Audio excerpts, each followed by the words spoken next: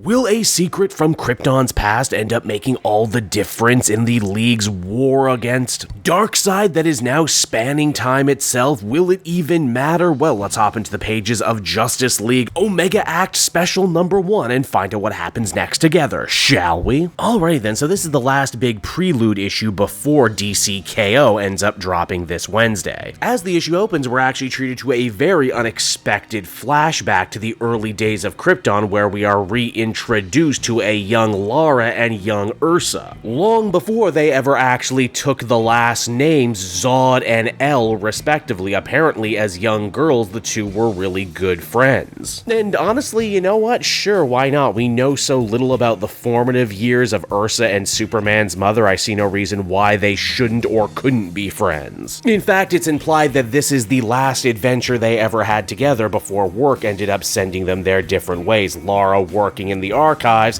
and Ursa ending up taking a job in the military. On their last day together, though, they decided to investigate an old Kryptonian ruin, a leftover from back before space travel was made illegal. It's while poking around they end up finding an ancient data pad, one that makes reference to something called the Ultimate Weapon, which naturally, if you're a longtime Superman fan, you already know, is referencing Doomsday, though in the present, Doomsday could not be more different now. He has taken on the mantle of the Time Trapper, and has been attempting to try and direct heroes like Superman and Booster Gold in the coming battle against Darkseid, one that will end up destroying all of time and space. Unless something can be done, and soon. Superman and Booster Gold had actually just made it back from the Dark Legion's future at the end of Superman 30. And now they're rallying all the heroes on the Justice League's watchtower to try and ready them for what comes next, in a fun bit of connective tissue and continuity. Booster actually hates being in Doomsday's presence, and I mean, it only makes sense. Doomsday killed Superman back in the day, but moreover, he actually killed Booster as well during that famous fight. This issue actually does a really clever thing, making these two time travelers polar opposites of each other. Booster, despite being tortured for years in the Dark Legion's future, thinks that the heroes can win if they can all come together, and I mean, why not? Booster is from a future where all good things were made possible by the hard work of heroes, while Time Trapper Doomsday, on the other hand, is only really about doom and gloom and dark possible futures. Doomsday actually tries to get Booster on his side, saying that together they could probably escape what's coming if they only work together. Furthermore, he says all of the Justice League, even this big a Justice League team coming together, is no promise of victory. Keep in mind the last time they were all in the same place, Darkseid tried to kill them all, and in doing so ended up becoming more powerful than they could ever possibly imagine, his Omega energy dispersing across the time stream,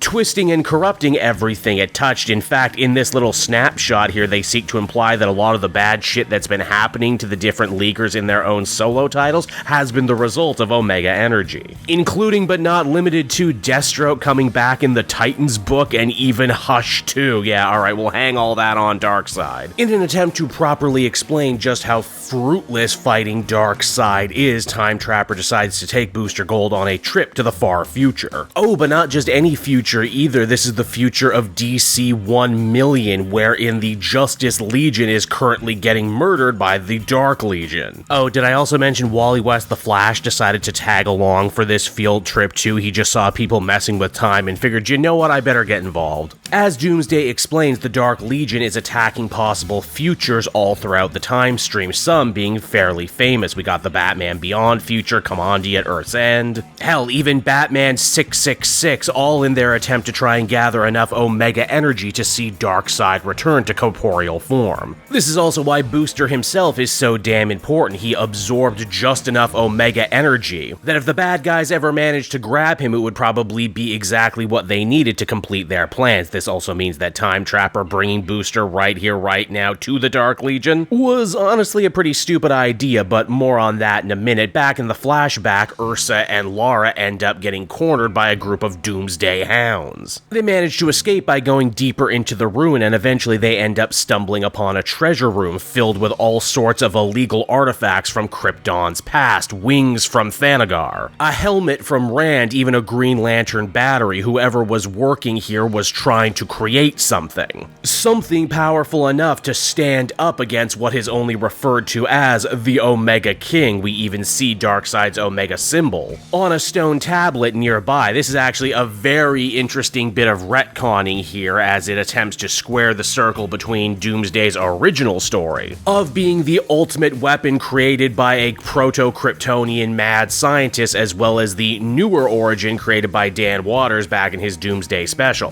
wherein Doomsday was basically shown to be a Satan-esque figure from Kryptonian mythology. This new revelation in this issue essentially goes to say, you know what, both are actually true. Doomsday was created as the ultimate weapon, the perfect soldier modeled on a demon from Krypton's past, all in an attempt to fight a war with the Omega King, better known as Darkseid. This newest piece of the puzzle also ends up going a long way to completely reframe all of Time Trapper Doomsday's actions up until now. He's been directing other people, he's been running, mainly because he knows he was created to have one final climactic showdown with Darkseid, and he's honestly a little scared. Despite his amazing power, he doesn't want to do it. He's given into nihilism, he thinks it's all hopeless, but all of that actually ends up changing when Booster gets cornered by the Dark Legion once again. You see, Booster ends up digging deep and actually weaponizing the Omega energy that is inside him to drive the Dark Legionaries off. This is crazy because even Time Trapper Doomsday didn't think that was possible. But maybe Booster never really did get the credit he deserved in this situation. After all, he can travel through time and space, but he's also the only person who's capable of traversing the absolute, which is just a nice fancy way of saying he can actually make it to the absolute universe, Darkseid's own pet project. This newest revelation proves to be exactly what Time Trapper Doomsday needed to restore his faith. Perhaps the dark future won't come to pass, perhaps this time things will be different, perhaps he can help the heroes challenge time and fate. And perhaps there is still one last very important shoe to drop. You see, as the comic comes to a close, we see Ursa and Lara escape the ruin. Lara grabs the datapad from Ursa and reveals that she's actually been reading it wrong this whole time. The translation wasn't the ultimate warrior, or even the perfect weapon. Oh no, Doomsday was created to be the absolute champion. And so there you have it, everyone. That was Justice League Omega Act Special Issue number 1, and overall I enjoyed this issue. On one hand, it's getting you up to speed on everything that you might need to know going into DC KO, and while there's certainly a lot of smaller details it missed, if you really do need to get up to speed and you really do just want a Cliff's Note version, this one will certainly do the job. The real thing though that sold it for me is actually the unexpectedly enjoyable double act that is Booster Gold and Doomsday, and I mean, it makes sense, these are both 90s creations, beloved by fans who stuck around and keep coming back for completely different reasons. Now they are complete polar opposites, united by their necessity to helping save the timeline. It's very cool, it's very creative, and it shows that Joshua Williamson has been planning this Doomsday stuff for a really long time. Never did I think this one-note character would end up becoming so important, but here we have it. Overall, I think I'd feel comfortable giving this one an 8 out of 10, and if I wasn't already excited for DC KO, then I think this one most definitely would have gotten me in the mood.